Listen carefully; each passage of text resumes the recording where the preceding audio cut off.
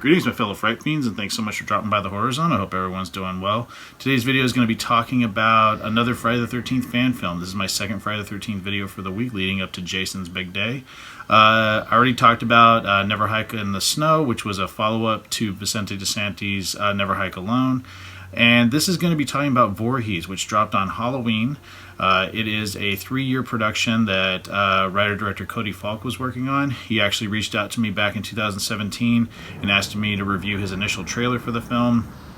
And off and on over the last couple of years, not so much recently, but like 2017, 2018, I would review some of the new footage he shot. I donated to the production, and I was really anxious to see what the final product would be. The story follows a group of criminals who have just pulled off the perfect heist, and they've decided to take seclusion in the woods surrounding Camp Crystal Lake and the abandoned camp itself.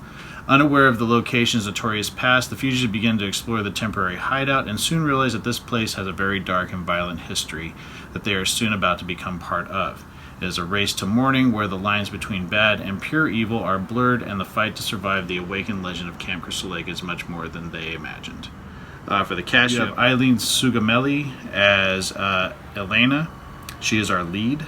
You have Danielle Sandler as Haley, Dan Young as Blaine, William Bishop as Travis, Christopher Inflo as Chief Knox, Christopher Gordon Scott as Deputy Walker, Alice Bosga as Katrina, James Daniel Maston as Derek, Erica Jones as Brandy, and Jordan Blanco as Jason Voorhees. The movie was written by Chris Plashin and Cody Falk directed the film. So much different from Vicente DeSantis' Never Hike Alone and Never Hike in the Snow. This is like a feature-length film. This movie clocks in at 1 hour and 39 minutes. It's a very ambitious venture for a first-time filmmaker. I think Cody Falk did a lot of great stuff in this film. I do have some issues with it, but the first thing I want to talk about is the pros. So right out the gate, I wanted to point out a couple things. Is that they actually did shoot the opening scenes in Blairstown, New Jersey, which was, famously, that is the location the first Friday the 13th shot in. So there's some terrific, iconic shots that I think Cody Falk and crew pulled off masterfully. It really brought me into the film in a great way. The rest of the film was shot, I believe, in Centerville, Virginia. Of course, they couldn't use the original, Camp Novi Bosco, because that is a Boy Scout camp, but I felt like the locations really, enhanced the opening, and I really felt like we were in the woods surrounding Blairstown. I think they did a terrific job there. And Cody Falk's direction is very well done, very, I think he has terrific command of the craft. I've never directed a film before, but it's a very hard job. I've helped edit student films and things like that in the past, but directing is no easy feat, and I think he did a terrific job making his first film, and a film that is on par with the length of many Friday the 13th films, of the official Friday the 13th. Also the gore, I think the gore was really top notch.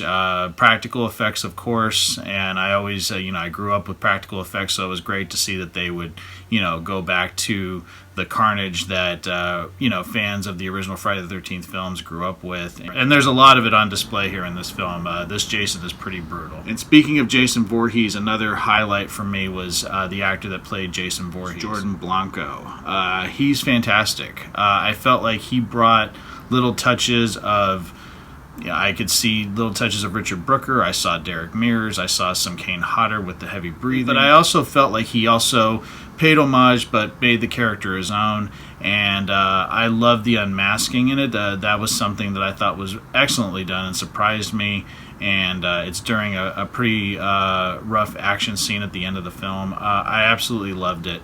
And I think he should be commended for the work he brought to this iconic character. He did a fantastic job. Cons for me, and again, this is just my own opinion of watching the film. I cannot be critical of anything that was done here outside of just saying this is just my opinion watching the film. But I know a lot of hard work went into this. I know everybody gave this their all. I could tell 100%. But there were some things that just didn't work for me, and I have to be honest. Number one, I didn't really care for any of the characters, especially our lead. All of the characters to me were just one note. That I didn't really feel a lot of empathy towards them. And I'm not trying to compare it to any other film, but that is like the big hook for me when it comes to Friday the 13th films. You need to have your protagonist that you're with, that even though you know a lot of them are going to meet a grisly demise, you have to there has to be a hook that hooks you into this group. And even though it starts out where one of their members has been hurt badly and could die, and they're trying to take up shelter, there's this kidnapping plot line that's gone on where Elena and her friend have been taken to this location because one of the members of the heist team, that being Derek, had a former relationship with her. And I mean, there's all these things going on that you would think would help you invest in it, but for me it just didn't, and I don't know why. It just didn't work. I just wanted them to get hacked up. I really wanted Jason to get all of them. I mean, you want the carnage and you want to see Jason do his thing, but at the same time, you should be invested in your main characters. It's one of the biggest flaws for me with the film. Also, I think some of the dialogue just didn't work. And again, I know that everyone in this is, they're doing it because they love the franchise, but some of the dialogue just didn't work for me. It just came off as forced. I felt like there was a lot of expletives that were used, and it just didn't seem natural. I felt like that happened quite a bit in the film. The other thing is, I do think the film is a little too long. There was parts of it that dragged. For me, I just think it would work better if it was a little bit shorter, maybe an hour and 15 minutes, maybe a 1 hour film.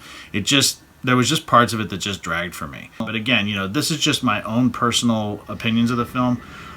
There's a lot of positives in this film. I think people should check it out and support Wet Paint Pictures and Cody Falk and his team. And at the end of the day, we're all Friday the 13th fans, and we're all, in love with this franchise and the character of Jason Voorhees. We're all doing what we can to show our love for this film series. But I have to be honest, I always give my 100% honest opinion, and that is not taking anything away from the hard work that went into making this film.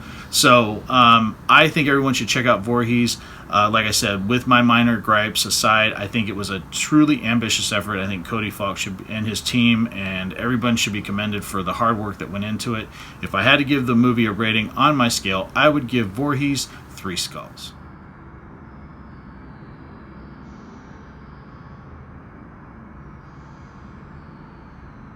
So that is my review of Voorhees. I hope everyone will check out the film and support Cody Falk. I'll put a link down below. Watch it. It's on YouTube. It's been there since Halloween.